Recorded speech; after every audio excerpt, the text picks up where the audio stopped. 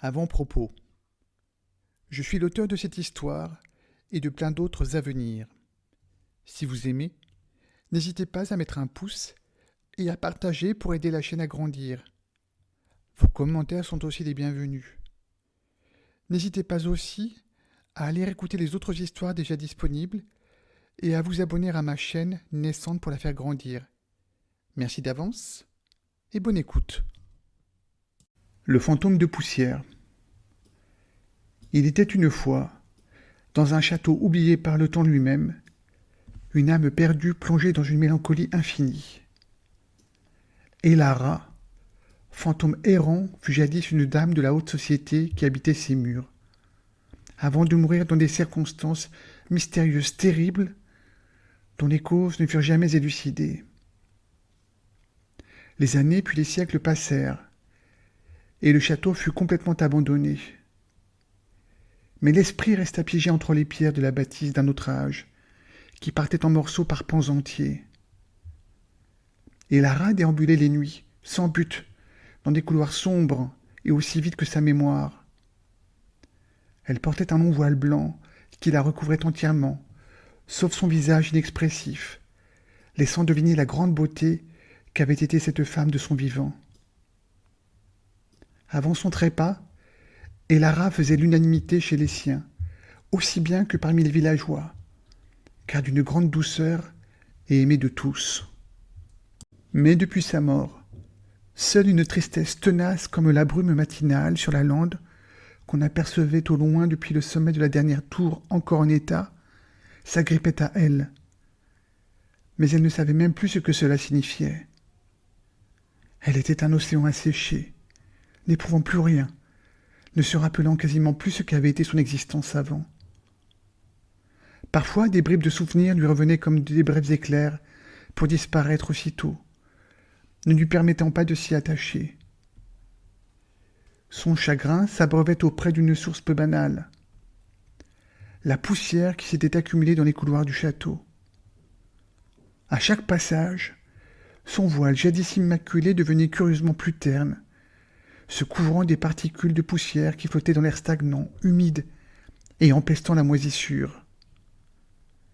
Étrange, se disait parfois Lara, que mon voile se salisse ainsi, alors qu'il fait partie de moi et n'a aucune consistance matérielle.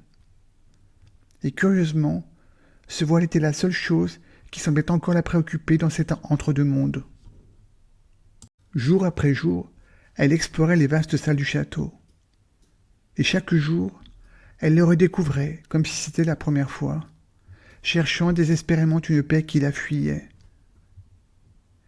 Pourquoi était-elle encore là, à arpenter cet endroit désert, plutôt que de profiter d'un repos éternel, comme tant d'autres ayant habité ces murs et quitté cette terre avant elle? Bien que glissant silencieusement dans les allées, on pouvait parfois presque entendre ses pas résonner, comme un faible écho dans les couloirs déserts. Son voile, autrefois éclatant qui ne la quittait jamais, était maintenant constamment souillé. Elle observait de tous côtés, et au-dessus d'elle, et remarquait des toiles d'araignées s'étendre, stigmates du temps qui s'écoulait sans fin, avec elle prisonnière ici. Et les meubles couverts de draps semblaient orphelins d'une splendeur si lointaine, mais pourtant bien révolue. Un jour, alors qu'Elara traversait une grande salle, dans laquelle la lumière ne faisait même plus l'effort de pénétrer, et qui avait dû être autrefois l'endroit où l'on prenait les repas, elle ne se souvenait plus vraiment très bien. Elle perçut un murmure faible, une plainte quasi imperceptible. Intriguée par la possible trace de vie encore dans ce lieu, où seul un épais silence avait élu depuis des années domicile, sauf quand elle surprenait une souris en train de gratter le sol pour tenter d'y chercher sa pitance. Elle se rapprocha et redécouvrit la vieille bibliothèque, dont tous les livres étaient encore là, recouverts d'une couche de poussière épaisse comme une de ces encyclopédies. La bibliothèque. Elle se rappela vaguement que dans le temps, elle adorait y passer des journées entières, plongée dans la lecture d'œuvres qui exaltaient son désir d'évasion et exciter son imaginaire. Tous ces ouvrages, objets de son amour lorsqu'elle respirait encore, étaient maintenant oubliés et perdus, et même pour certains, en état de dégradation avancée. Un autre souvenir fugace lui parvint, qui la rattacha à la sensation de tenir un livre dans ses mains, et un autre qui lui arracha un soupir, en constatant le piteux état de ce trésor qui s'étalait devant ses yeux sans vie. Elle remarqua un très vieux grimoire posé sur un pupitre qui attira son attention. Mais qui l'avait bien laissé là, pensa-t-elle.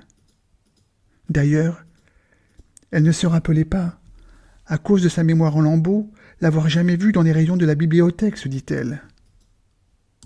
Et visiblement, le lien qui l'attachait au monde matériel et à la lecture, son ancienne passion, n'était pas définitivement rompu, car elle parvint à sa grande surprise à tourner les pages du livre si jauni par les années.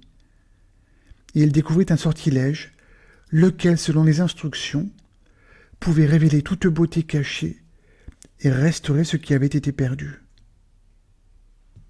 Encore étonnée, à condition qu'elle pût toujours éprouver ce sentiment, elle passa vite à autre chose, puisque ce qui aurait pu s'apparenter à de l'espoir l'anima, quelque chose qu'elle n'avait plus éprouvé depuis une éternité.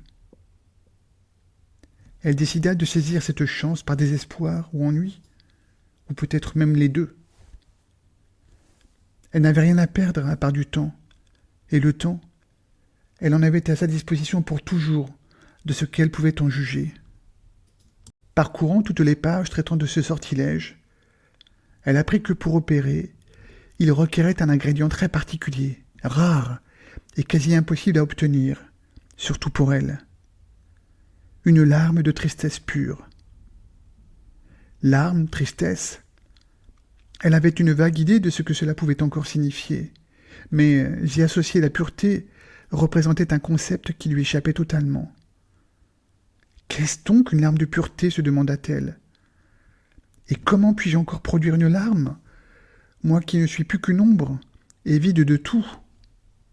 Et Lara se mit malgré tout à chercher dans tous les recoins sombres du château, même les plus sombres, même ceux où les rayons du soleil n'avaient jamais pénétré, déterminée à trouver cette larme indispensable. Elle redécouvrit à travers des vieilles salles des souvenirs oubliés qui agirent comme une sorte de décharge électrique, puis des salles secrètes et aussi certains recoins où l'écho de rires passés résonnait encore. À chaque fois que ses recherches ne donnaient rien, ce qui existait encore à la place de son cœur se remplissait comme une vasque, et elle ressentait un poids qu'elle identifia comme ce qu'elle se rappela être de la déception. Et un jour, alors qu'elle se glissait dehors pour la première fois, depuis que son existence de vivante avait pris fin, elle explora les ruines du jardin en forme de labyrinthe, et trouva là un vieux puits entouré de fleurs fanées, que la vie avait aussi abandonné. Elle en frôla certaines, à peine, et pourtant, elles tombèrent en poussière sur le sol desséché, accroissant sans qu'elle saisisse pourquoi le poids qu'elle ressentait à l'endroit où se tenait jadis son cœur palpitant. Elle se pencha au-dessus du puits et vit au fond qu'il contenait toujours de l'eau, et y aperçut son pâle reflet spectral. C'était la première fois qu'elle se voyait depuis sa mort. Cette vision d'elle, en cet état, réveilla quelque chose au plus profond de son être, car elle prit véritablement conscience de ce qu'elle était devenue. Une ombre sans consistance. Une émotion monta en elle de si loin qu'elle sentit quelque chose couler le long de sa joue. Une larme? Une vraie larme, songea-t-elle? Mais par quel miracle? Elle se rappela les instructions du grimoire, et par réflexe, fit un geste pour la recueillir délicatement dans le creux de sa main. Et la larme y resta, sans passer au travers. Un frisson la parcourut même, alors qu'elle éprouvait de façon inexplicable le contact du mouillé. C'est impossible, pensa-t-elle. Mais qu'en est-il de la pureté? Au diable! Je verrai bien, ajouta-t-elle. Avec cet ingrédient précieux, cette lame de tristesse, requis par les pages jaunies, Elara retourna à la bibliothèque et tenta de lancer le sortilège. Et quelque chose arriva. Une lumière étrange et vaporeuse enveloppa le château comme un linceul. Une transformation s'opéra. La poussière qui recouvrait les couloirs s'éleva et resta en suspension un instant. Puis en file indienne, chaque grain de poussière quitta le château, en passant par une fenêtre et disparut à jamais, révélant à nouveau la splendeur d'antan des lieux. Les toiles d'araignée se transformèrent en décorations raffinées. Les meubles, débarrassés des draps qui s'évanouirent, retrouvèrent leur lustre d'avant, et les pages des livres cessèrent de tomber en morceaux. Les salles, quant à elles, une à une retrouvèrent leur éclat de jadis. Et Elara, libérée de sa mélancolie, se mit à briller comme une étoile dans la nuit. Quant à son voile souillé, il retrouva sa blancheur éclatante, immaculée. Elara se sentit désormais si apaisée, et continua d'errer quelque temps dans le château, qui avait retrouvé une nouvelle jeunesse. Mais délivrée de toute cette mélancolie, elle ressentit un appel, et le fantôme d'Elara fut libéré de la malédiction, qui la retenait en cet endroit pour toujours, la privant d'un accès à un repos éternel. Une ouverture lumineuse qui l'aveugla presque apparut devant elle. Elle pouvait percevoir une sorte de long tunnel à travers. Elara ne put résister à l'appel du passage, et le traversa pour retrouver tous ceux qui lui étaient chers, mais qu'elle avait pourtant oubliés jusqu'à cet instant, durant ces longs siècles d'errance dans les couloirs du vieux château, hanté par elle.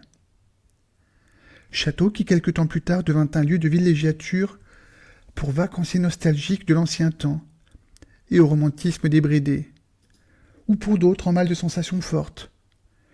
Car on raconte que parfois, au détour d'un couloir du côté de la bibliothèque, certaines nuits, lorsque les corridors sont éclairés par la lueur de la pleine lune, on apercevrait une silhouette d'une blancheur aveuglante, d'une femme à la beauté incroyable. Et l'on dit que ce serait le fantôme de la princesse Elara, qui reviendrait de temps en temps de l'autre monde, s'assurer qu'on prend toujours soin de son château, et surtout des livres qu'elle aimait par-dessus tout.